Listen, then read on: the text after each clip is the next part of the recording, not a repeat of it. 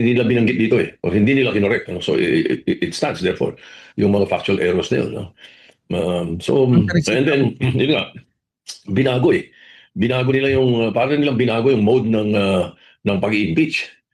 Mas mahirap, mas humirap na ngayon. Eh dati nga madali, sapagkat yan talaga, nilagay sa konstitusyon niya ng mga gumawa ng konstitusyon, lalo na yung option 3, na sinatawag nilang option 2, na 1/3 signatures lang, forward na kagad. Hindi ba dati nga, prayer lang, pinorward na eh. Di ba? Sapagkat meron ng 1/3 na nakapirme. Because, kaya nilagay yan para sa isang opisyal, impeachable officer, na hindi ginagawa ang trabaho niya o merong maling ginagawa sa trabaho niya o nakakaperwisyo sa bansa, nakakaperwisyo sa ginagawa niya para sa tao, ay pwedeng madaling alisin. Hindi pwedeng magtagal. Kaya nilagay Oo. Yun na nga, ay lugi na nga, hindi mo pwedeng kasuhan yung mga yan eh. doon eh.